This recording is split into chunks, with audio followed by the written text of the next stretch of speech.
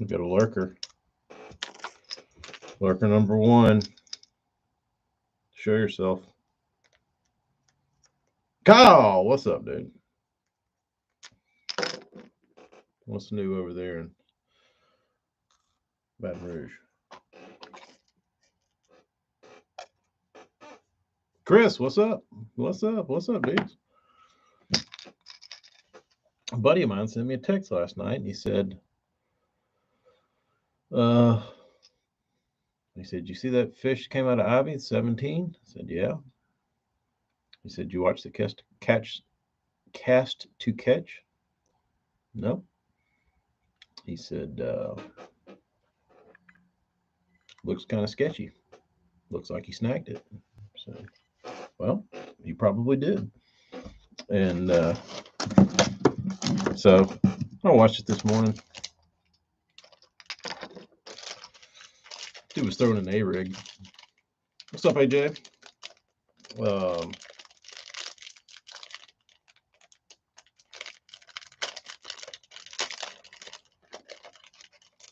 But it didn't really, I didn't even notice it at first, and then I had to go back and watch it a few times. But if you're looking for a good read, get on Facebook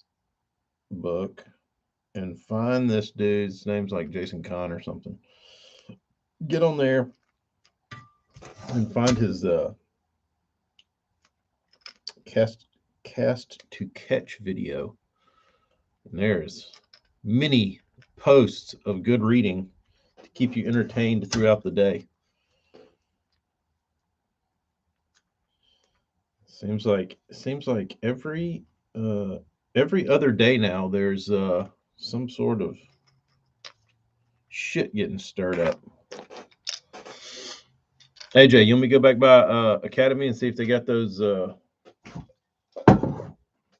cheap baits? They did have a pack of Cincos that I almost got you, but I couldn't find them after I found them. I couldn't find them again. When I first walked up, I saw them in the basket, and then it's like, oh, AJ will probably want these. They were like watermelon something. But they would have been cheap. But at that point I didn't know they were 50% off the price, and I saw the price on them, and I was like, he doesn't want them expensive. He doesn't want them $1 off. He's cheap bass. He wants them right.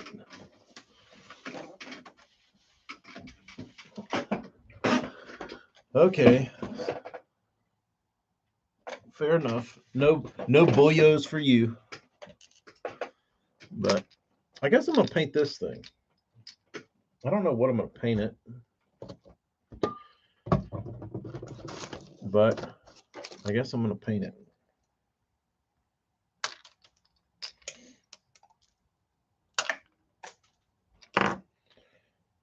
One thing I really don't like about these is masking this son of a bitch off. Dude, if y'all have ever tried to mask, is this not built in?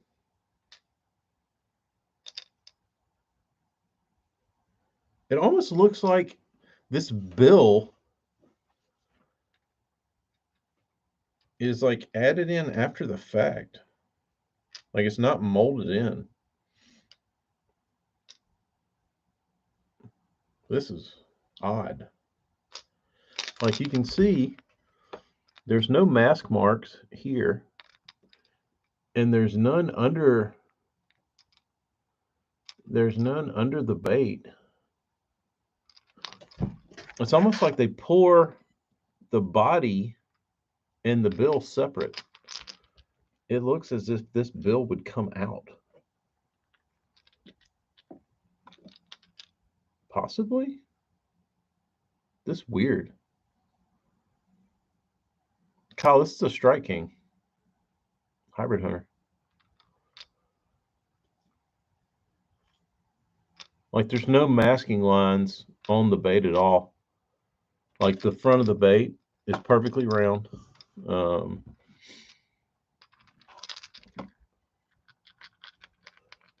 don't know, AJ. This is weird. I've never noticed it on any of the other ones.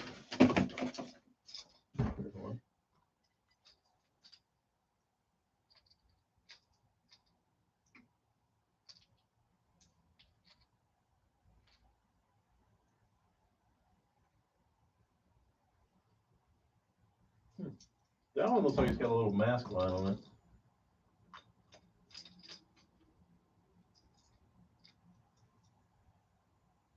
That one looks like it's got a little mask line on it. I don't know. This is odd. There's another one. That one's got a mask line on it. This one is an anomaly. Unless this was like the greatest masking job that's ever been done. I don't know. Brendan, how art thou? Well, I guess I'm going to screw it up by doing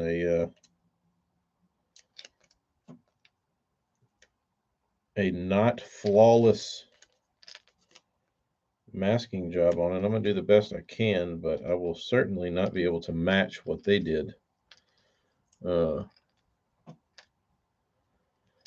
Brennan, I would certainly think that in any amount of production, masking fluid would not be in their playbook. I don't know what they're doing. The only thing that I bet they've got is some sort of maybe clamping device that they would just clamp over the bill that it would fit like perfectly around it. But to have to apply masking fluid around it,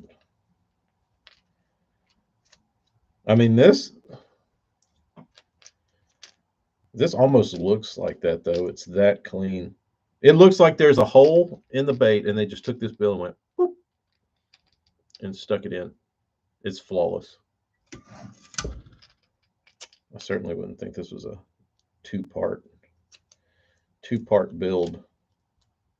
This is part of the reason I never repaint hybrid hunters,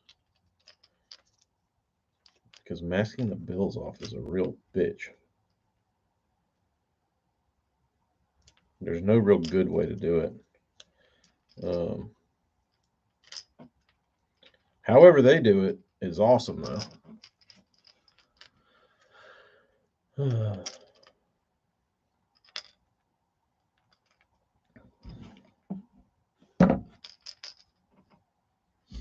They'd gotten all the way up to 10?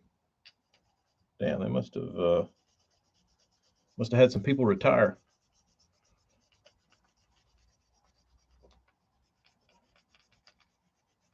Have you watched that Strike King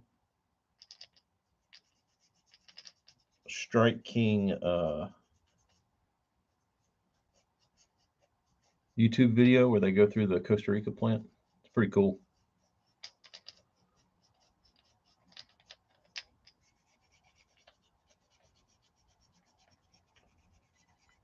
I've watched that video probably 50 times.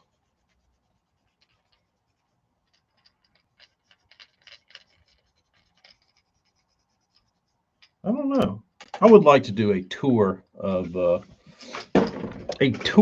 all these manufacturing facilities and just see how differently each one does from the next.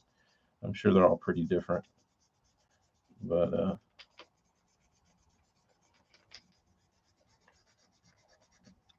what I need to do is I need to get on Strike King's website and see what all colors they make this in, so I don't end up painting it a color that they already make. I have been known to do dumb shit like that. Like, oh, like I remember for a while there, I painted a bunch for some guys in like a Lucky Craft, like Delta Crawl or whatever it is. Then they come out with it. It's like, damn, that sucks. You know, you've got something to yourself. You're like, oh, I've got this badass hybrid hunter in this special color. Then Strike King releases it. I guess it's good and bad. It's good because you can go buy them now, but bad because so can everybody else.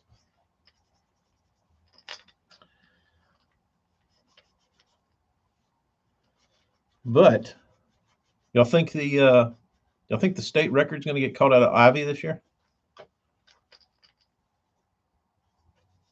I mean, if they're poking around 17, if they can grow to 17, 16, 17, surely there's a couple 18 swimming around in there or bigger.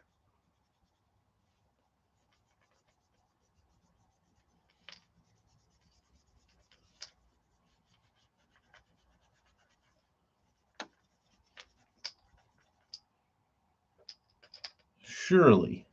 It'll be interesting to see. I don't really does that shit excite y'all?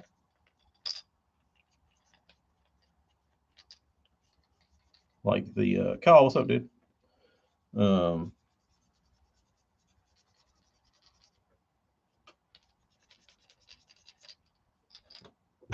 Like all the big bass chasing going on at Ivy. It doesn't really blow my dress up. I don't get too fired up about it.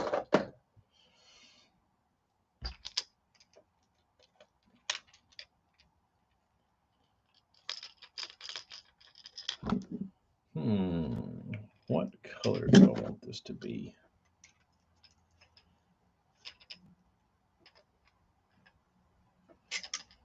What color do I want this to be?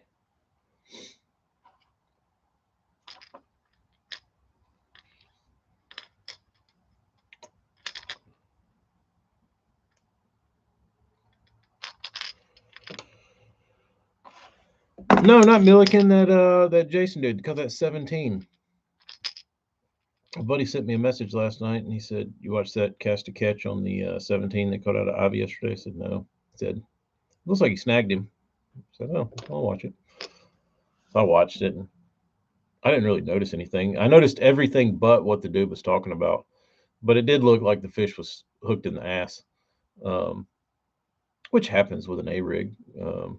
I don't know. Like I haven't fished an A rig a ton, but I've fished it enough to know that fish do get hooked all over themselves. It's kind of inevitable, especially if they run up and they try to get a bait in the middle and then they turn away. There's any way they turn, there's shit to grab them.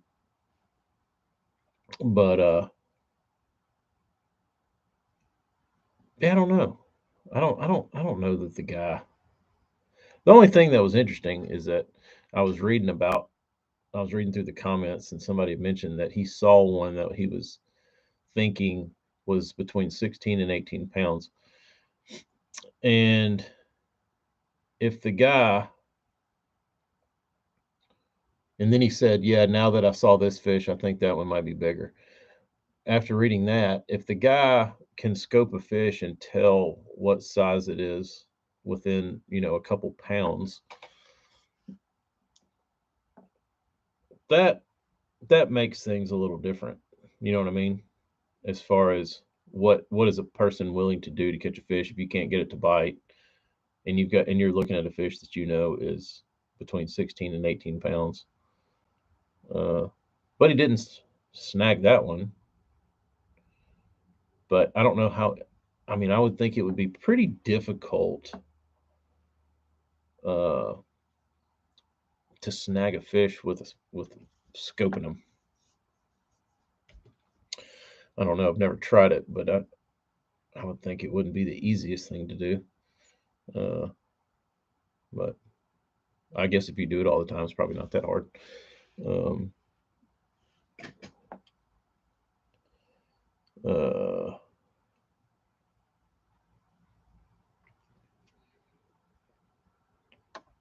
I don't think Forks got it, and I know Rayburn don't.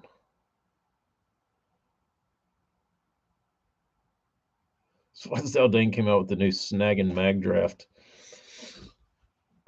How do you snag in 60 feet of water? It would be hard. That's what I would think. I wouldn't think it would be the easiest thing to do. But a lot of people in the comments of that guy's video seem to think that he's just out there snagging them, or snagged that one, which he did. I don't know that he snagged him, but he was foul hooked. But like I said, that's just the nature of A-rigging. So, I mean, who cares? Like, who gives a shit? He snagged him in the back, got him in, hooked him in the back, whatever. Can't prove anything with what a fish is doing under the water. But I guess that all changes when you're with forward facing sonar, when you're actually looking at them. That was always my thing with when forward facing sonar came out. My only real question when it pertained to tournament fishing was that it becomes your eyes underwater. You can see a live, you know, interpretation of what's going on under the water, and you are then looking at fish in a live fashion, much like you would bed fish.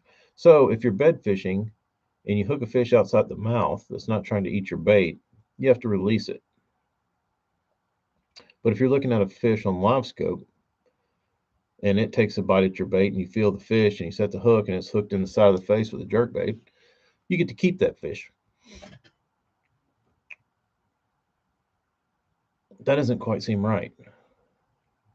Uh, because it is, I mean, to me it's basically the same thing. You're just not using shallow water to see them. We're using electronics. Uh, but I think it should certainly, if you like if that dude caught that 17 pounder in a bass event, he'd be able to keep it. Well, I mean, with the exception of throwing a rig, but you know what I mean. Like, uh, I would uh, I would think those fish there should be a rule that if you're looking at a fish on forward facing sonar and you're in a bass event or whatever professional event and you hook the fish outside the head or anywhere on its body, shouldn't count. Like if you're just fishing and a fish runs up and slaps at a jerk bait or a crankbait or whatever, and you hook it outside the head, or even a damn chatterbait. I've caught fish on a chatterbait, like up under here or side of the head or whatever, just weird. Um,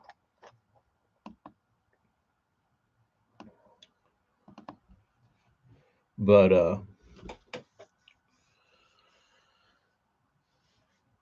I don't know. I don't. You don't hear much talk about that anymore.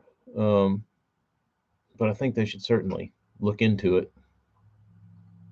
Uh, there's a reason the jerkbait is the go-to scoping bait. Yeah, got a lot of hooks on it. Got a lot of hooks on it.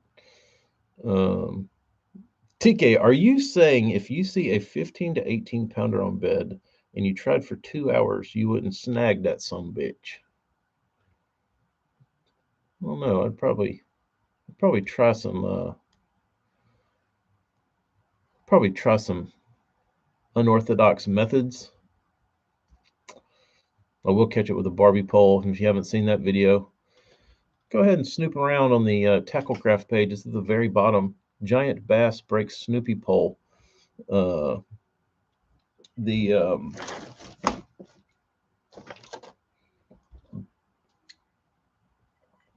the interesting story about that fish is that my buddy Jeff said, "You want to go fishing?" I said, "Sure."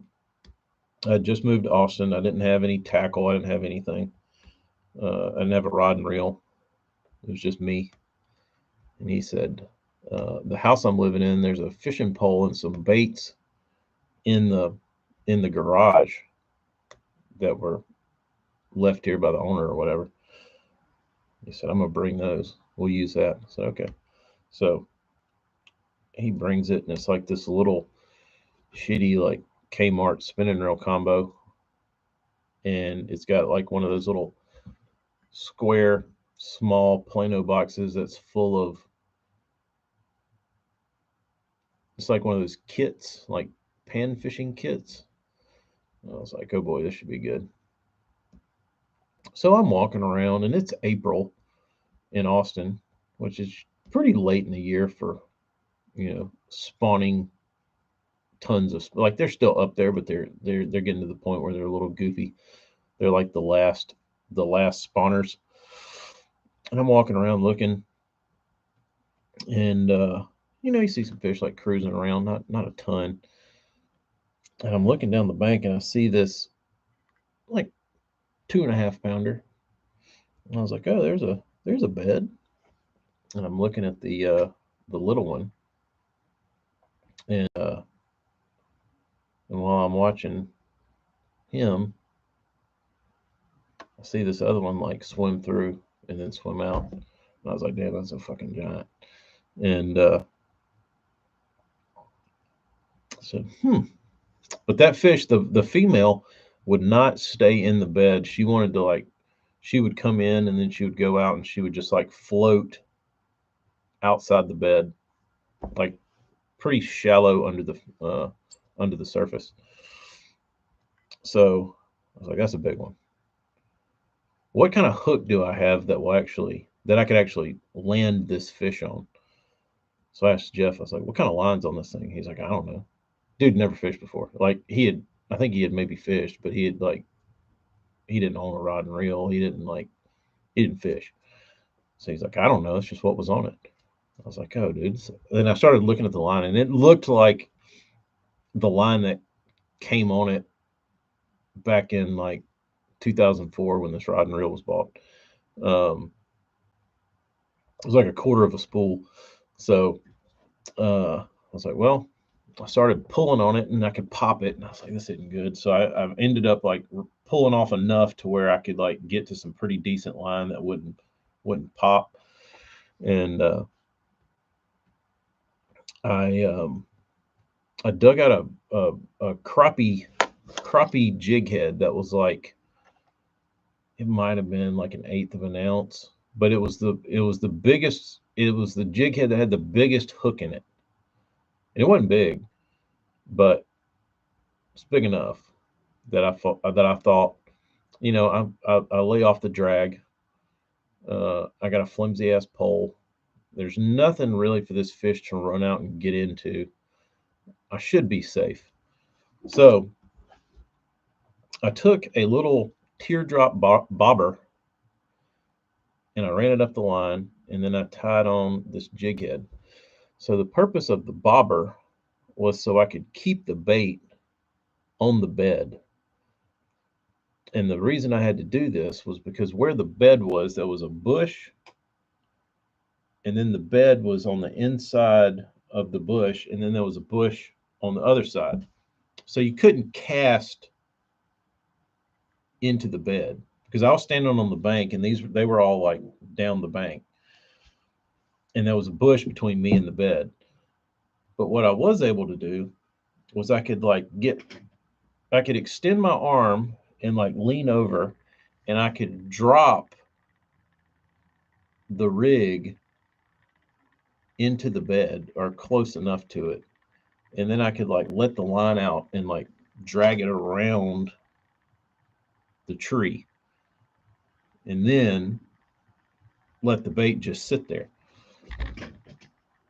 So if you watch me, and I'm using my rod a lot to like steer the bait around, if in the video you can see me like poking the rod tip down in the water, and that's what I was doing. I was steering the bait around that tree because I couldn't cast into it. So that little crappie jig sat in there and floated around. I think it had like a sassy shad on it, like a small sassy shad, looked like a little fish. It looked pretty good. I mean, it's pretty decent bed fishing bait. So I caught the buck quick. Like, it didn't take long to get the buck, and the female was like dicking around out there in open water. And dude, I mean, it was like it was scripted. I caught the buck, and as soon as the buck came out, the female just slid right in there and was glued. And I threw the buck back, and the female stayed on the bed. And I could see her like she looked like a damn log, literally. And and I threw my little bait over there, or stuck it over there with my rod after I caught the buck, and it didn't take long. It was like 2 or 3 casts, and my little crappie jig was sitting there floating in front of her, and I watched her, and I couldn't see her honestly, like it was too dark, and I was just like in a bad spot. Like there wasn't any sun shining through there because it was like wooded and there was bushes everywhere. You weren't getting like sun penetration into the water. It was just you were just seeing dark stuff, and it was one of those days where it was easier to see without glasses. Like you needed like your real eyes to be able to see.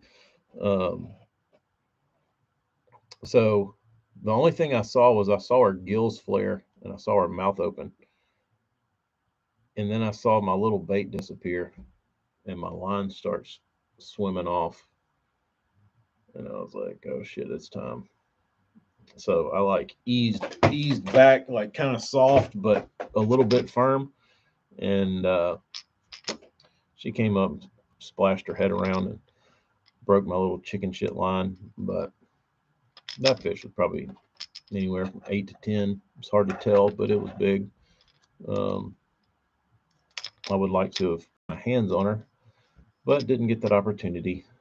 And I went back for the next like five years looking for a fish that big on bed in that same area. Never saw it. Um, I did see a 9 in Barton one year. Um, that was just glued to this stump. The bed was like right on top of a stump, but this fish would not do anything, dude. It was weird because there was a log that came up and it broke off, and the trunk of the tree was laying down, and it looked like it had been cut because it was a smooth top on top of the stump, and the top of the stump from the top of the water wasn't there. Probably wasn't 2 feet of water above the stump, but that fish had made its bed on top of that stump, so the fish was like really really high in the water column over like 8 foot of water, and the fish would just like shine. Like as soon as you walk down there, you could see that big, you know, 9-10 pounder just like sitting on top of that stump. But that fish was so like casual and just like nothing would fire it up. Um, and it was she was by herself. There wasn't a male there yet. Um, but she just sat there, and you could cast and you could do anything, and she just kind of just chill. Like it looked like she had been fished for so much. Like she was like, who gives a shit? Um, but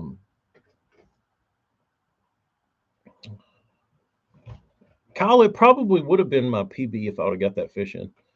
It probably would have been, but I really enjoyed bed fishing in Austin because the water was clear, and you just never knew what would be up there.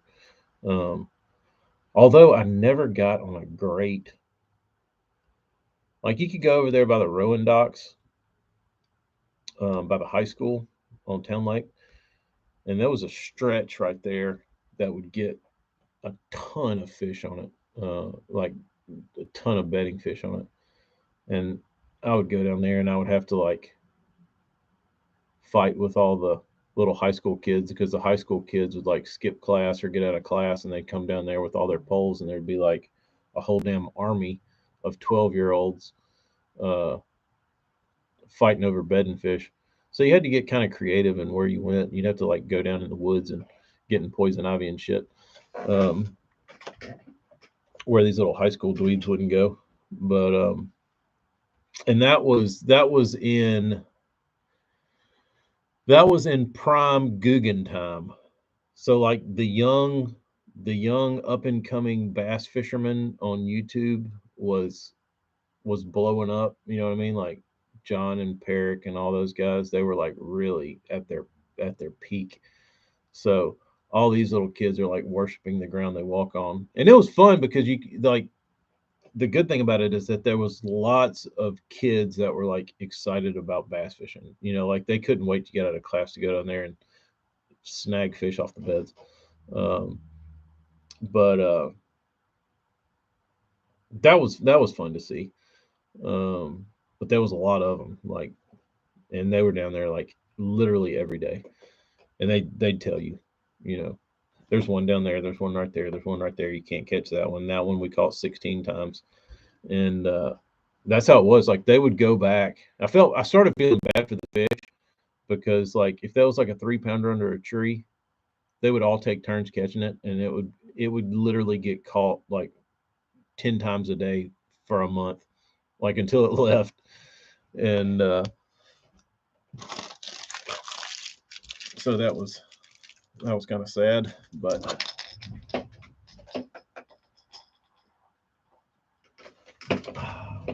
trying to think if I saw any those two. The one in Barton was huge.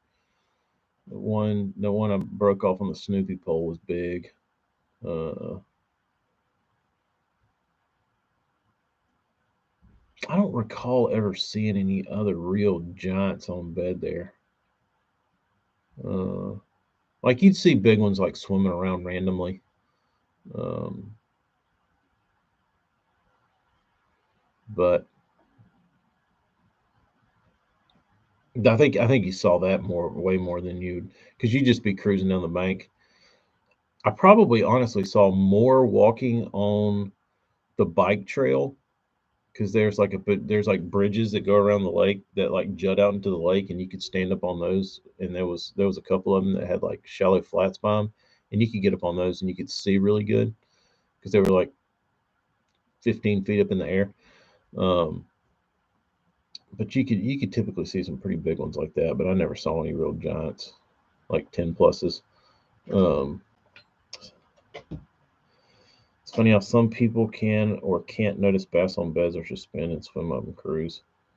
Yeah, I think some people just it's the same with deer hunting. Like some people, what's up, Vince? Uh, some people just don't have the eyes for it, and I don't think it's that they don't have the eyes for it. It's just that they look at their focus is different. Because I know guys that you drive around with, and they can't. Uh, there'll be 3 deer staring in the woods, and you drive through the woods and you see them, like you see those deer, like where, and you literally like point them out, be like, see that tree right next to it, and they're like, where, what? And then like one of them like deer's like ear moves or something. They're like, oh, now I see it, but I don't think they know what to look for. Like they're looking for like an animal rather than like looking for like the top of his back breaking up all the like vertical stuff in the woods. Um, but there's always stuff you can see on a deer that is out of the ordinary. Um, but yeah, and I've always liked looking at fish with my eyes. I always feel like I can see them better with my eyes. Like you can't, but I don't like having to look through. I wish they made like polarized contacts. Do they? Big Malone, what's up, dude? Do they make polarized contact lenses? I'd almost be willing to get those for spawning season.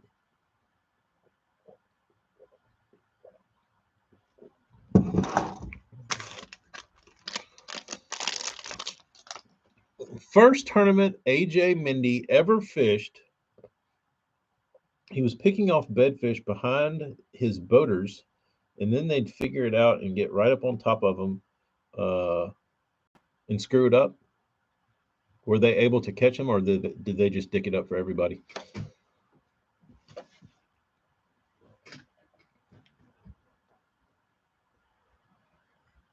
Dude, I don't think there's anything more fun than like fishing for a fish that you can see with your eyes, because you're just like that close to them, and you never get to see like how a fish really reacts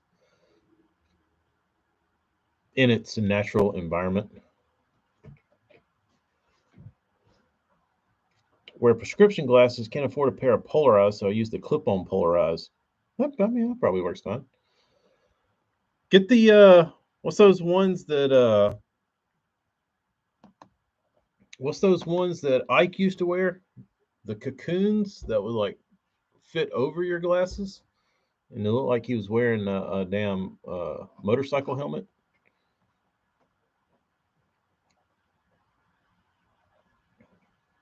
Yeah, Brennan, you're right. The swim bait craze has kind of opened up a new way of kind of getting to see a fish bite. And I think that's the coolest part is when you just get to see a fish eat. Uh, Typically, like a topwater bite, it's so fast you don't get to watch the fish do anything, and it's usually at the end of a cast or something. You don't get to see them with any closeness. But yeah, if swim baiting, you do get to see some fish follow your baits, and even like just seeing them follow your shit around is cool. You know what I mean? Like seeing how they react to stuff, even if you don't catch them. Like it sucks if you see a really big one, but it's still cool to see like a damn 5 pounder interact with your bait this far below the surface. Um, so that does, yeah, that does kind of act as a pacifier when uh, when you can't get out there and bedfish. And here, you've never been able to bedfish, or anywhere that I've ever fished um, down south. There's places here you can go, but I don't ever dick with that. Um, it was at Table Rock. I was spotting the beds from 30 yards away, and you're tall too, so that probably puts you at a little bit of an advantage. Um, I don't know. 2 weeks ago, I had two follow my 250. One was 6 pounds, and I caught it, and the other looked 2 times the size. Maybe you'll get it tomorrow. The only time I can legally fish for a fish I can see is during trout season, and I'm not that good with a fly rod yet to actually catch one, or for a pinfish. That's interesting, Frank. Where do you live?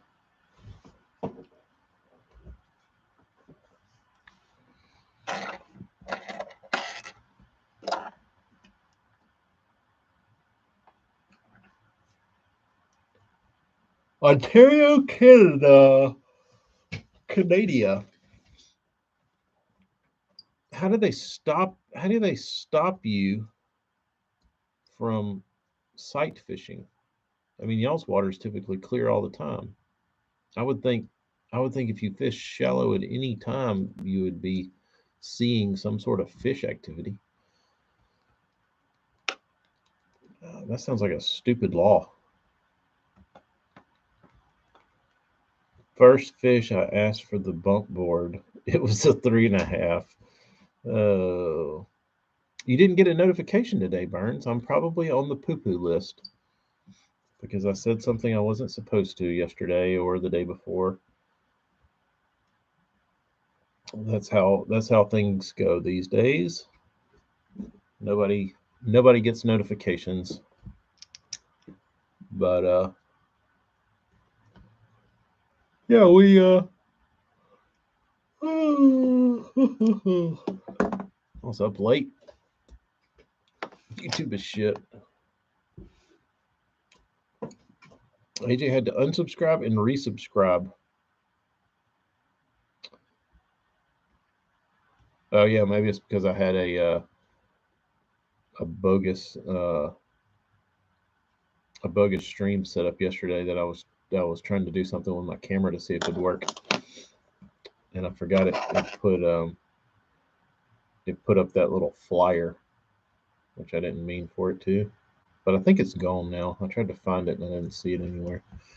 Um, Bass season is open year round, only the north of the province. In my zone, the season is closed until after the spawn. The rest of the time, if you see one, you probably spooked it. That's interesting. DJS, yeah, that was my going. Yeah, I don't know where that video went. Um,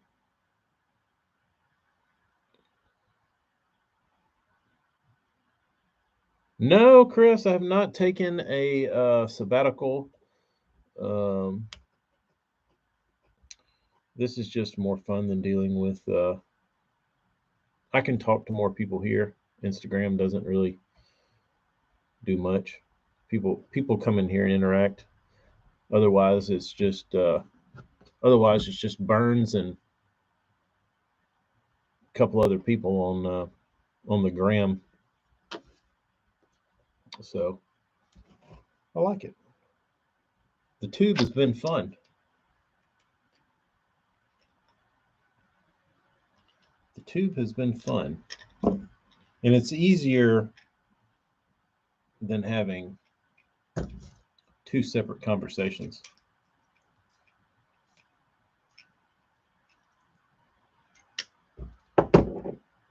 The tube is not reversed, correct. And my phone's broken. Uh, Insta is shit. I do not swear. He did not mean it. Brendan does not have a poo poo potty mouth, but he just needed to be said. It's okay. Uh, Insta will do that to you.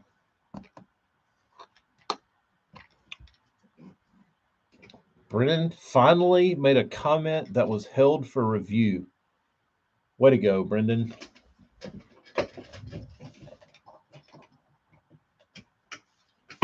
Way to go. What are we? How many more days till Burns? Today's Wednesday, Thursday, Friday. 2.5, 3 days till Burnsy gets to build. I'm getting pretty excited about that. They cut your lives on Instagram after 1 hour. Yeah, they used to do that to me. Um, and I don't know. It would go and come. Like sometimes it was an hour, sometimes it wouldn't cut it at all. I think it had to do with the updates, but I don't know why that would happen. Uh, but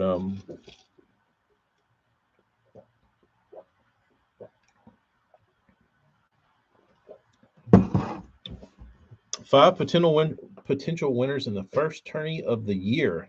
Who needs the money? I don't know. Do y'all do fantasy fishing? I probably should. It would probably be decently entertaining. I don't though. I tried to do fantasy football years ago, and I don't know jack shit about football, so that was really a waste of time. They just needed an ass to be in a seat, so I filled it. Um, oh, Burns is getting creative. He's got ideas for other streaming. Uh, a bleep button. Um, I'm working on my drain the lake locking in Christie for St. Clair. What is drain the lake? Kyle mentioned it yesterday. Great title, I will say. When I saw it, I was like, what a wonderful name.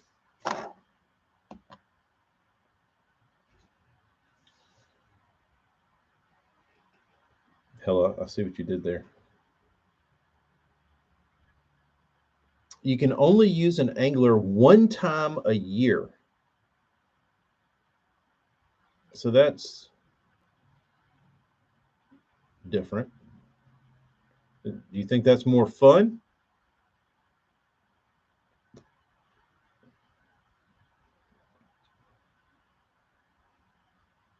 Drain the Lake is an elimination style fantasy game where you choose each angler once per season. I mean, I would think that would be a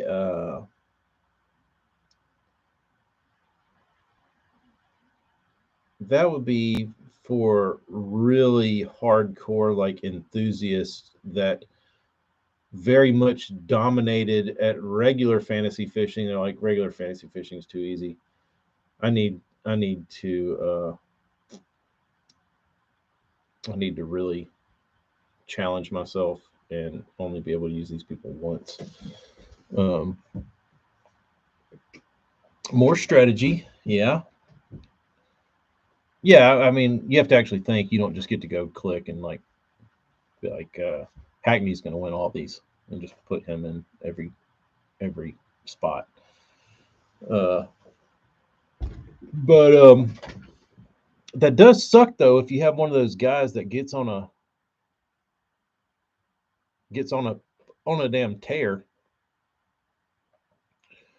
Like if you had Van Dam back in the day when he went, or like whoever's going to win Angler of the Year, that you can't use them more than once.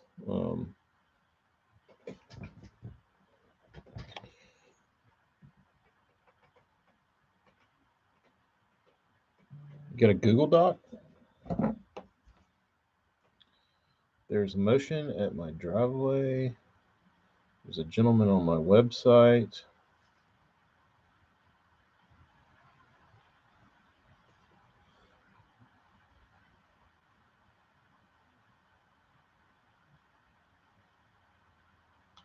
I'm trying to convince freaking Austin over there in Texas, the Prodigy guy. So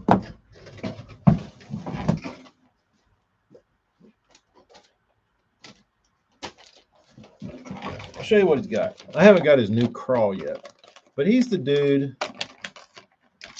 that makes this. He designed this, had molds made for it. He pours them. It's very crabby. I like it. Well, his first bait was this one. It's a stickworm, rib stickworm, slip on the top. Well, I get on Facebook this morning, and he's got the damn mold for sale. And I sent him a message, and I was like, "What are you doing, dude?" And he's like, "I think I'm gonna buy another one." Or he said, "I'm gonna sell that one and use it to like get a different mold made for a worm that's like been redone." I was like, "Don't do that." It's like I like that's a good worm. There's nothing wrong with it. It's great. And he he's like, I don't think it fits with what I'm my motif. And I said, sure it does. And he's like, I might keep it. I was like, dude, you designed it. Like, just sell more worms. What's up, Stearman? Um, we but yeah, I think it would be a big, especially starting out. Like, this is a really good worm. So I would be upset if I weren't able to get that from him because I like the way he pours and I like his plastic. Um, but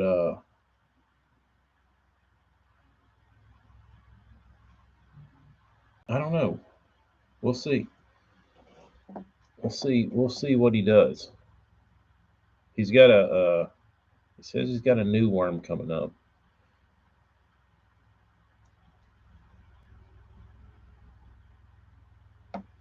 I don't like it.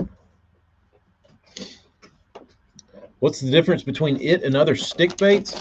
I don't know. I think it's. I think he was big into the. What is that discontinued Zoom? The worm that Zoom discontinued, was it the Z nail? I think. Let me look it up. I think it was the Z nail.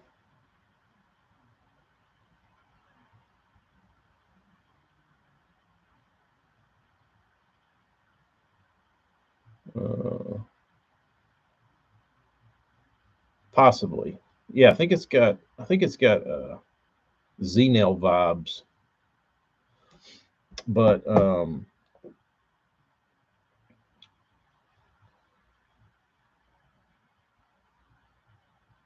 I know that there is a group of guys that are very uh, obsessed with the Z nail. That they claim that the Z nail is the greatest. Uh, Travis, 50 minutes, not long. Um, but uh, the Z nail has its own like underground following of guys that swear by it. And I think this has kind of got Z nail vibes to it, but it's got a ribbed bottom, but it's got a slick top, which I like for hookup reasoning. Um, but besides that, it's still just a stick worm. The one thing that I really like about it is that the dude pours badass colors, and it it makes it makes a stupid looking stick worm kind of sexy. Like the rib on the bottom breaks it up and makes it look good.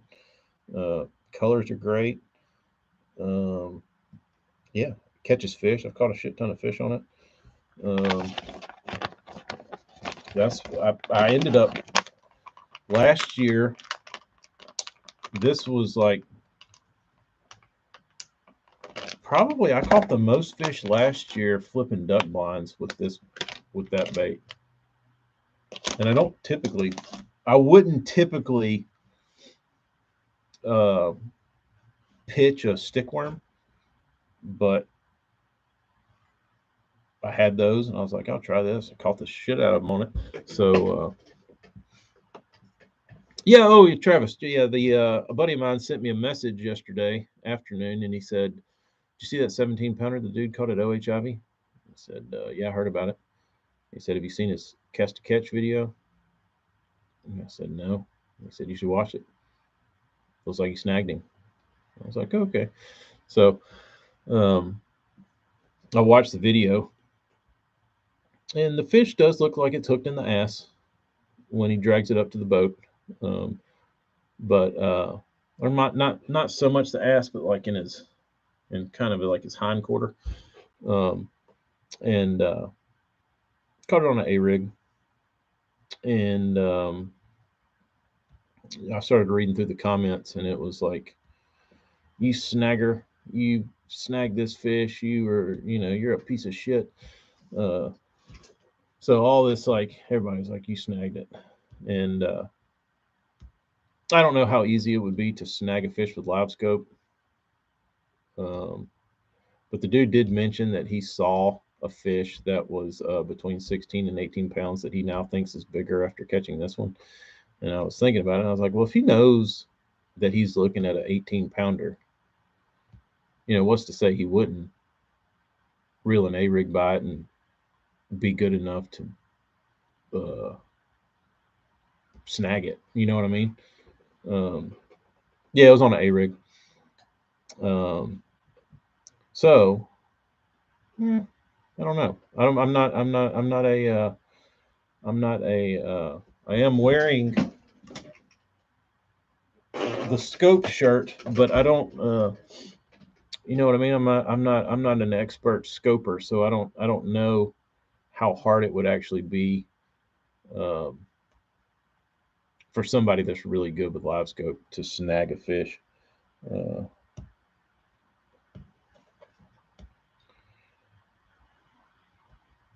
Uh, the dude's name is Jason Conn, I believe. Conn. I'll see if I can find it. I'll send it to you. Uh, I don't know how I found it, but it was everywhere. Jason Conn. Here it is. Share. Copy link. Travis Stearman on. Where are you at? Travis on Sunday. Link. Paste. There you go. But if you want some good reading, there's many pages of comments to read that are very entertaining about this guy. The swamp crawler cult. Yeah, kind of the same thing. Um, Sprague was accused of snagging fish. Didn't he also get into some shit? Wasn't he the info guy? They got busted for info out of turn.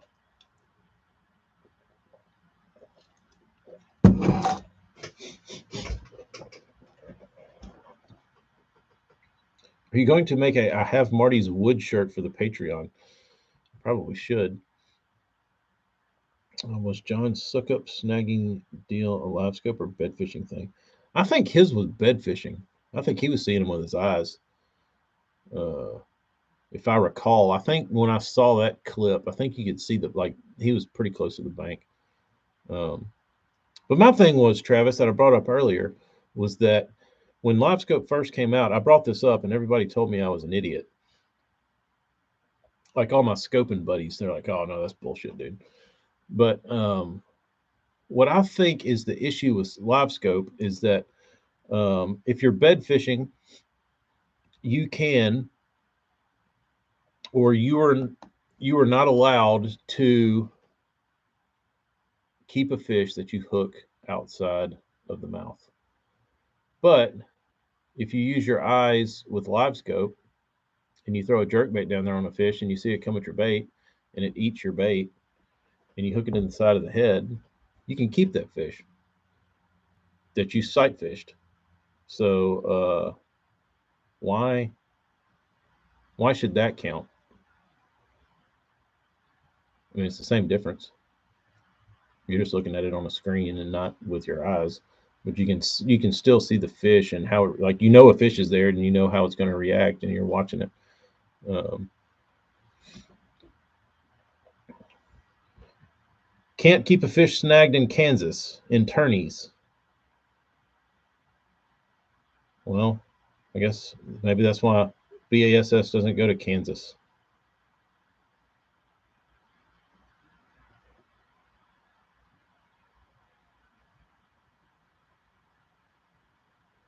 Somebody said one of those balloons crashed in Ivy. That's pretty funny. Uh, Sprague was in atop the Group 1 leaderboard in Florida. Um,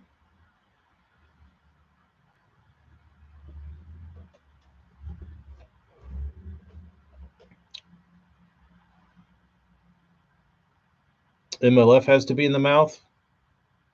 Period. Across the board, like no matter how you're fishing, you have to return the fish to the water if you're just randomly fishing. Sprague was the info dude. Just sight fishing. But in theory, Burns, if you're live scoping fish, throwing a jerk bait, and you're watching the fish just as you would if it were on a bed, and you see it coming at your bait just like you would if you're bed fishing, and you see it and you feel it hit your bait, what's the difference?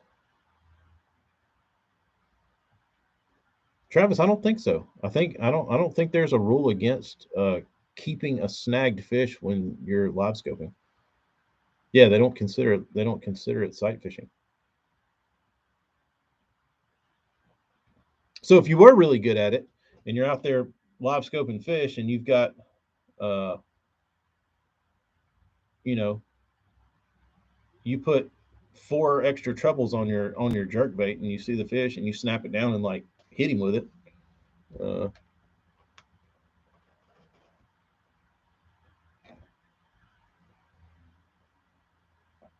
if you see a bass hit your top water, no, because you don't know the fish is there.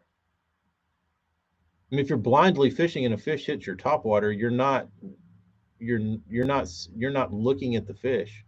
You don't know it's about to happen.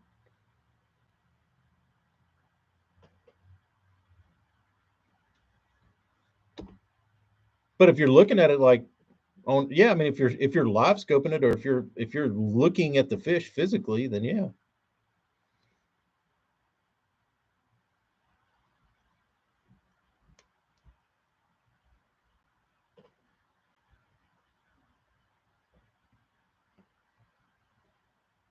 But I think if you're just randomly throwing a spook down the bank in muddy water and a fish blast your bait.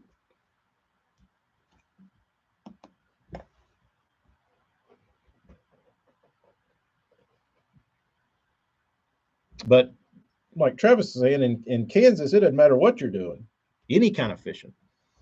You're just fishing and you got to throw them back, which sucks. But I think there's an argument to be made for weighing in live scoped snagged fish.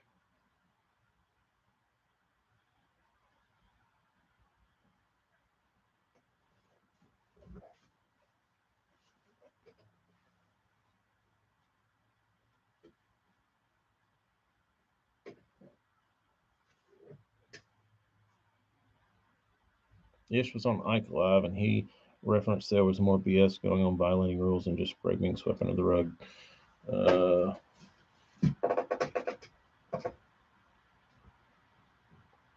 Um, just some square bills, nothing fancy. I wish they would let Ish go off.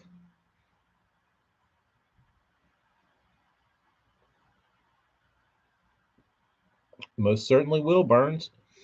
Most certainly will. So there's a lot of gray area with that. You know what I mean?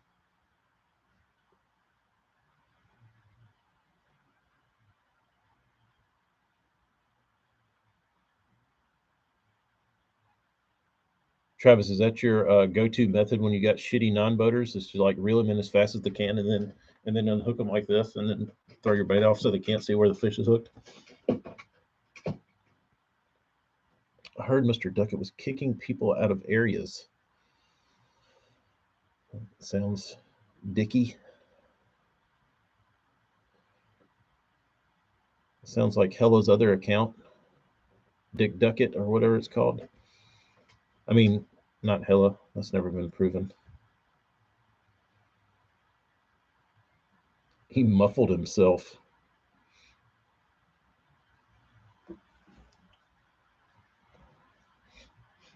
I'm a yeah. I'm certainly a proponent of reeling fish in as fast as you can, so there's not time for that any funny business.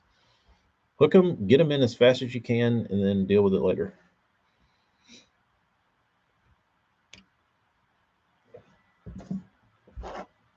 Who's fishing today? Anybody good? Major League Fishing.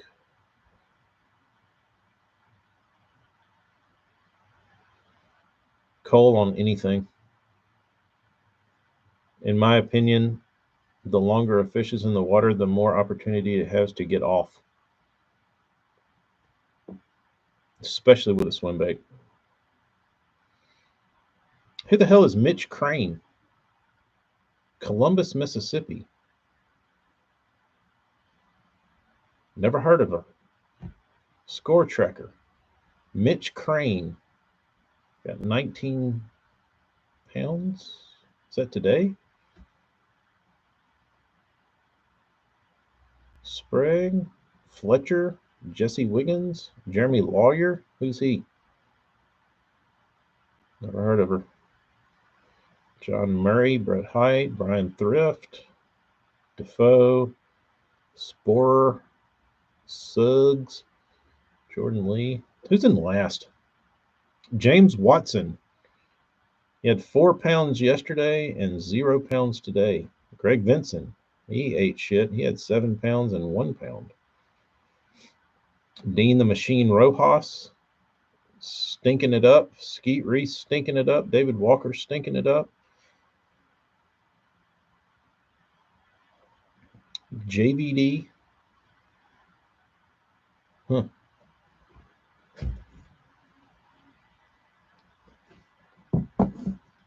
Uh,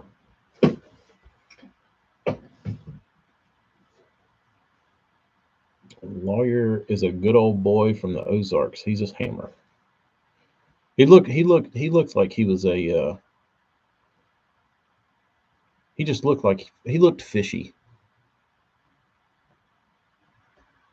Um, AJ, I did see in the comments that I think uh, that there was a stink about the guy's fish, about it being certified because he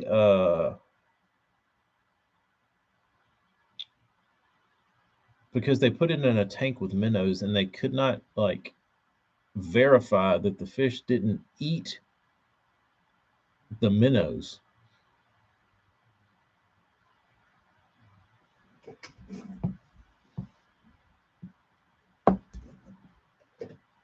Yeah, same one, Travis. They put him in a tank after he was caught at the store, and it was like a minnow tank, and there was like minnows swimming around him because there was minnows in the tank that like raised some sort of stink about it. So who knows? Who knows? Darius, what's up, dude? But that's what I thought. Hell, it didn't make any sense because I did see them weigh the fish and then walk it in there and put it in the tank. But I don't know if they had to wait for like Texas Parks and Wildlife to show up, and then like they had to reweigh the fish after it was in after it was in the tank, or there was something going on with it being in the tank. Uh, but I'm sure it had something to do with Texas Parks and Wildlife. Probably got in there and they, were doing all their little stuff they have to do, and yeah, it was on Ivy. So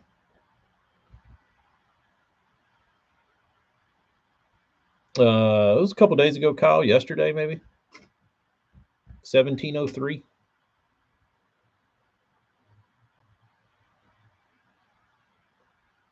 I was thinking he was an idiot for dropping it in a dry bag to carry it in. Yeah, that didn't make much sense. But I don't know. When you got a 17-pounder, you're probably not thinking straight. Uh, it is, Darius. I think it was a potential lake record, but I don't even think it's a lake record. Uh, Amy's calling.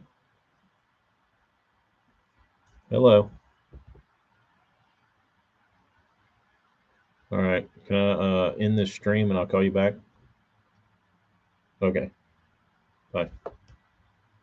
Yeah, I think the dude probably was just like, how do I get this fish? Because if you got a fish that big that with 17 pounds on your scale and you just want to get it official, his brain probably short circuited.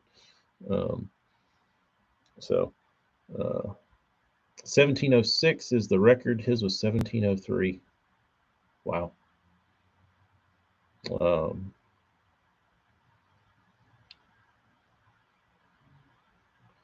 it was the lake record. Josh Jones posted a little dog saying his buddy still had the record. A little dig. Oh, I don't know. They should be able to. Somebody should be able to drag up an 18 out of there. I mean, if they're catching 17s, surely there's an 18 or 19. You got to think if they're catching 17s,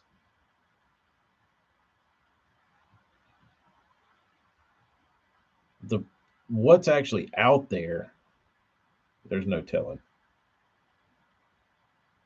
There's no telling. It'll be interesting. I wish they just go ahead and break the damn state record. It's been a while. It's been a while. That's what I'm thinking. There's got to be a 20-pounder in there. There's no reason for it not to be. But why not like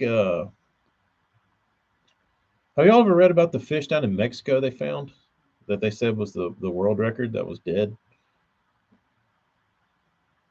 Um, that was like 24.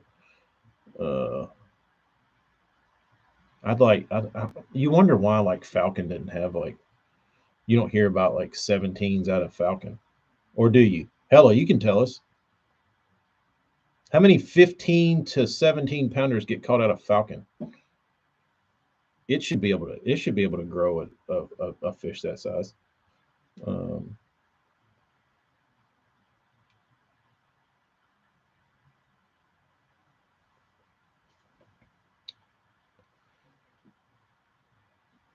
the clout chasing is getting serious. AJ, I think we have learned that from the California days that people will in fact do dumb shit for a record. Um, I fish Fork in Toledo every year. Haven't been there for 6 years now. Spend all my trips on St. Clair. That's probably not a bad move, Darius. I don't know. It's probably getting down to some good old Texas fish is probably, you got to miss that. Nothing like Texas. Uh, has the Big Bass podcast covered the two BS state records in Illinois? No. What are those?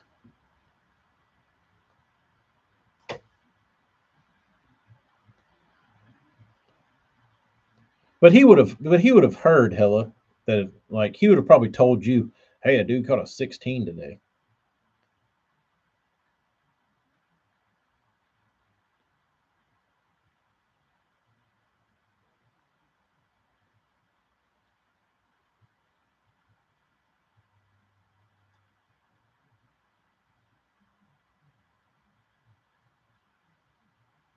Frank, I'm kind of with you. I'm just being nice.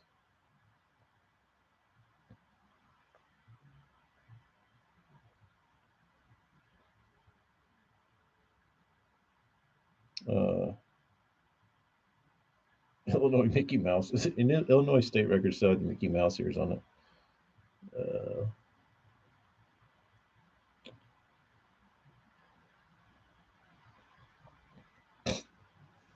the Big Bass podcast. Never listened to it. So the 14 pounder allegedly came from a strip pit around Chicago. The smallmouth was caught in Minnesota or Wisconsin, but the guy's mom's farm pond, and they fished until they caught it. Interesting. Uh, yeah, so I guess technically it is a state record, but it's a shisty one. Got tired of watching crazy Cajuns. All right, sound off, Tyler. He's talking about you. He's talking about your people.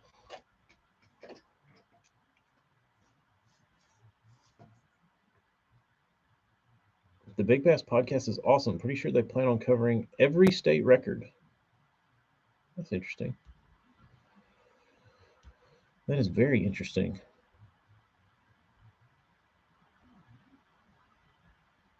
The Alabama state record is 16. It was caught up in Birmingham at some little small, uh, like county lake.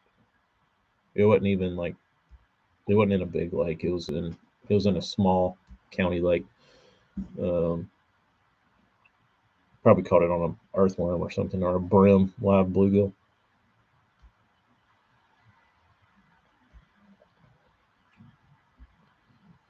Uh,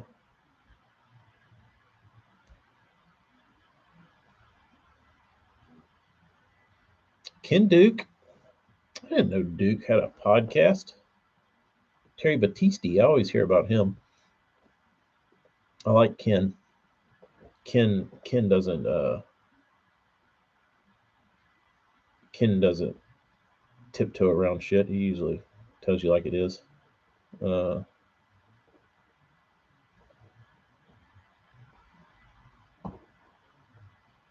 Ken said the Alabama record is shady and doesn't believe it. I'll have to listen to that one.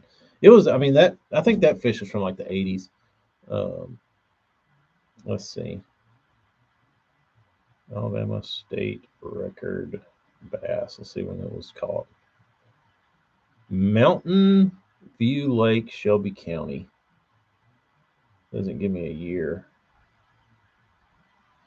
1987. The Alabama state record largemouth bass was caught in 1987 by Thomas Bergen from Mountain View Lake just south of Leeds, Alabama, and weighed 16 pounds 8 ounces.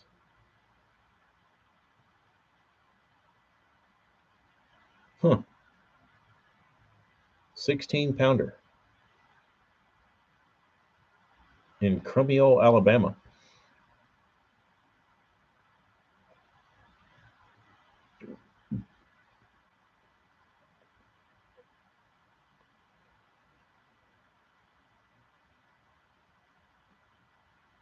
Kid caught a 15 pounder? 15-pound Alabama bass caught by teen got it on camera.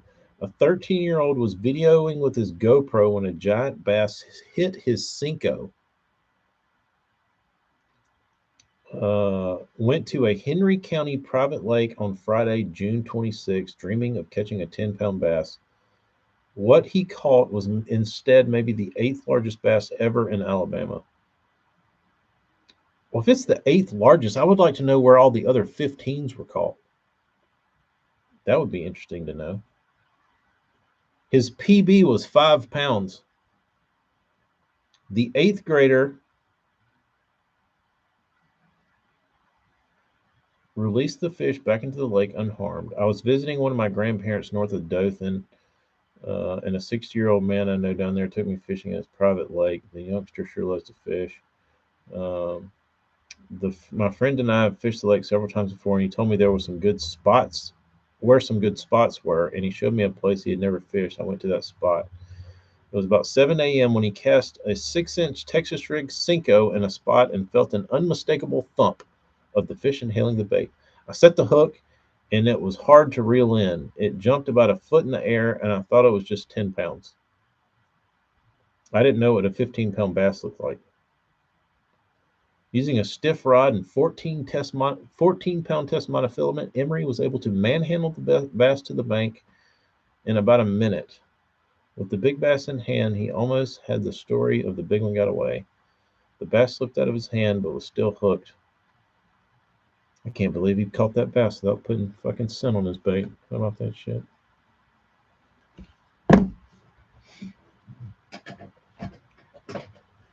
Probably really weighed 20 plus if they were weighed on a crusty and rusty scale from back then when you pull on the scale and not even budge. It was probably on like a produce scale at a grocery store somewhere.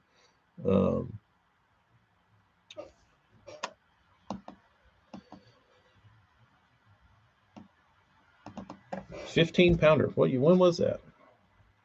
Oh, I just closed it.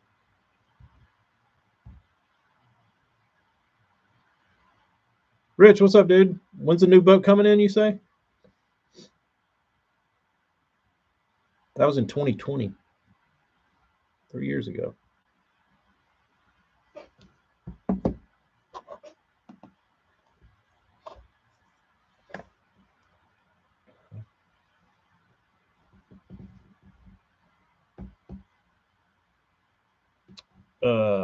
Tyler, are you going to go to those? Are you going to be in line? They look pretty awesome. I remember looking them up. That might have been me and you talking about them. Arkansas state record came out of a glorified pond, about a 300-acre lake.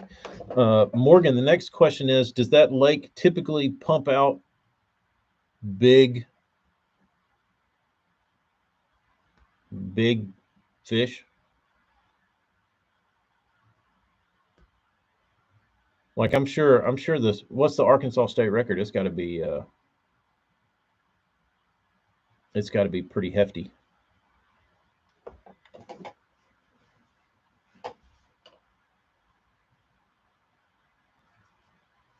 $16.8. Wow. But does that lake typically pump out like 13 pounders or 14 pounders or 15 pounders? If Lacasine was managed, the bass would produce near state record fish every year. Why won't they manage it, dude? Later, Frank. Have fun. Don't lose any baits. See, that's my question for these places that produce state records, like all these little lakes. Like if it can grow a 16 pounder, it should be able to grow. There should be a fair amount of 12 pounders in there, or 13 pounders, or 10 pounders.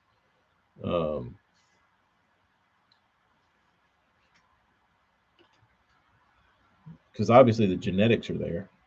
Everything's in place for a fish to get big. And if one makes it to 16, then there should be plenty that make it to 12, or however many others that are there or bigger. Um, like, I wonder what the biggest fish swimming around in the state of Alabama is right now. Like, is there one 20-pound bass in Alabama? Could be. Um,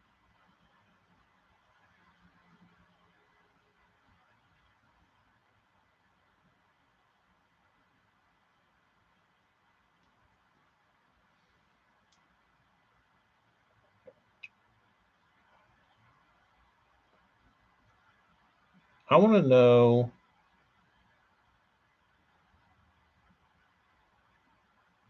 I want to know a list. I want to find a list of the biggest bass caught in the state of Alabama.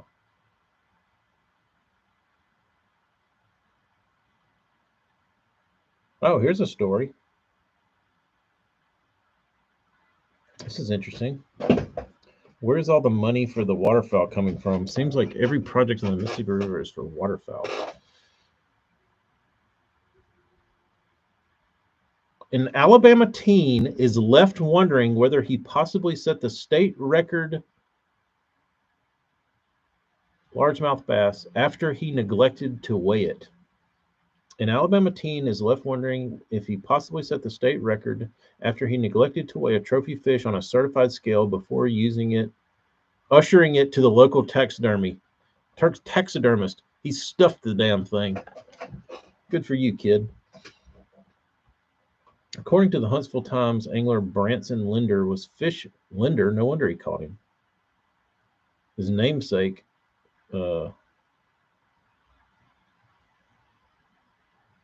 makes him a bass ripper, was recently fishing a small pond near a Boy Scout camp when he cast near some underwater stumps and hooked the biggest bass of his life.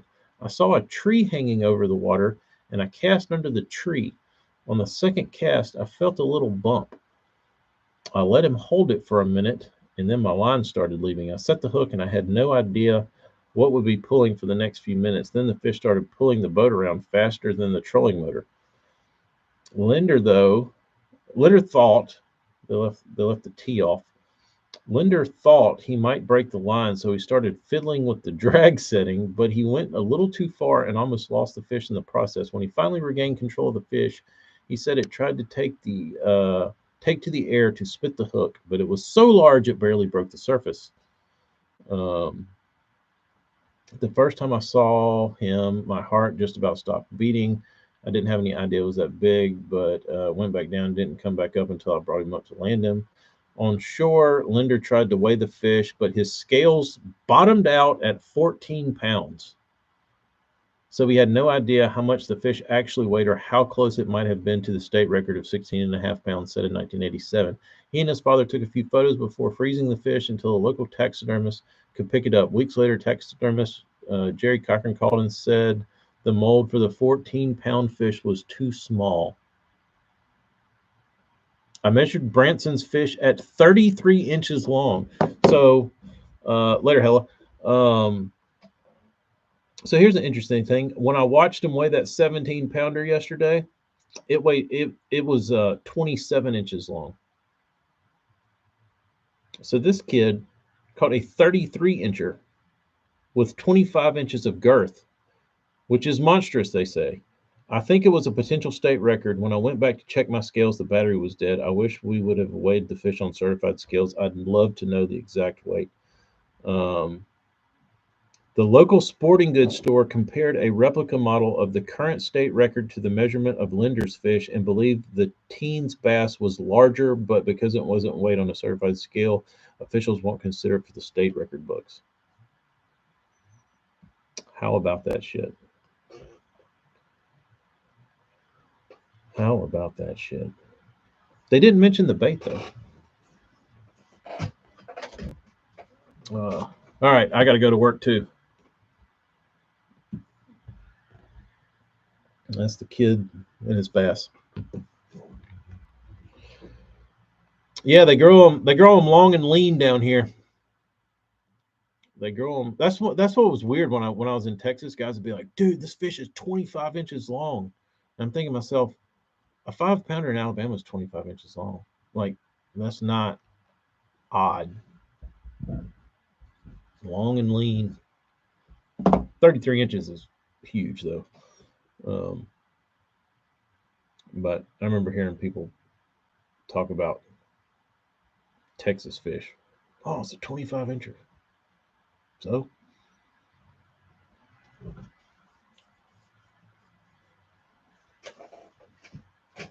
uh, yeah, that's what I'm saying, Cole. You catch a 25 incher in Texas, and it's a damn beast. You catch a 25 incher in Alabama, that's a 4 pounder with no gut, just a rail. It is cool when you catch them, when you catch the big ones, um, or the short, fat ones. And I don't know, I think it's from people like throwing fish in because over there on the Alabama River, you know a river fish when you catch them, but sometimes you'll catch them and they'll just be like footballs and they look out of place. It's like somebody's been dumping fish in here because this is not like a natural strain largemouth. Um, TK, you're going to have to play fantasy fishing and get TK. Amy, you're going to have to play fantasy fishing and get TK to join so you can rag on TK when you're beating him. Your 8 pounder was 23 inches long. That is pretty incredible. That was a fat one.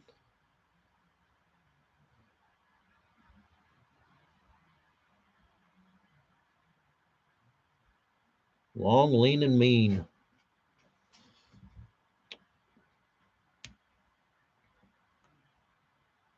The transplanted ones around here have the big heads. Interesting. It was from a big farm pond. I wish I had a big farm pond to fish. I miss stomping around on banks.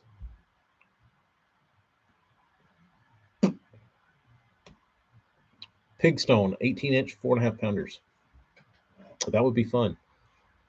That's what usually throws me off. Like AJ, if you took me to Pigstone and I caught an 18 incher, be like, dude, that's a 4.5. I'd be like, no, that's a damn 3 pounder, dude. Like, no, seriously, that's a 4.5. No, maybe, maybe three. But some of the lake fish are girthy though. Caught a 9.5. That was 24. Built like a damn square. What did you catch that 9.5 on in Arkansas? Is that your PB? Caught a 2.5 that didn't hit 14. Wow. I have a picture of a 16-inch 4. Wow. Two different fish, man. Pretty wild. Gross. Splatterback.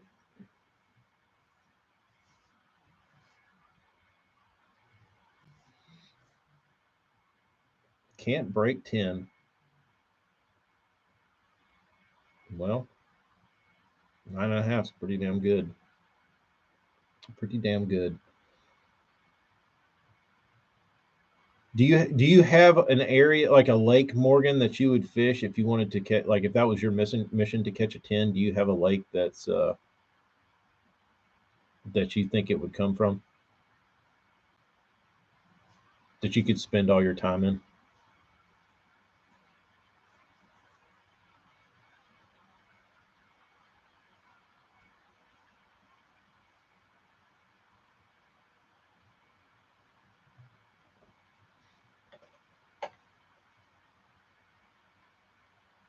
I don't know what the big bass factory here is. It's probably some little lake. But like if I wanted to catch like the biggest fish possible, I don't know. I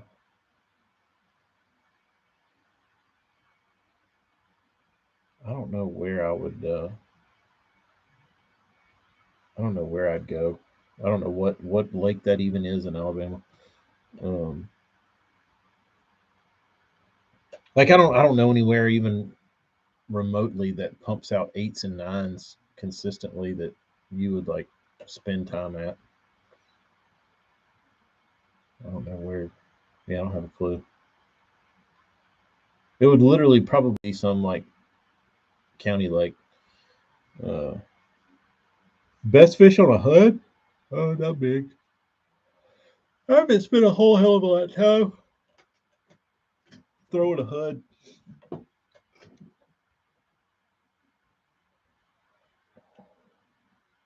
I'd probably be better off to go to South or Southeast Oklahoma.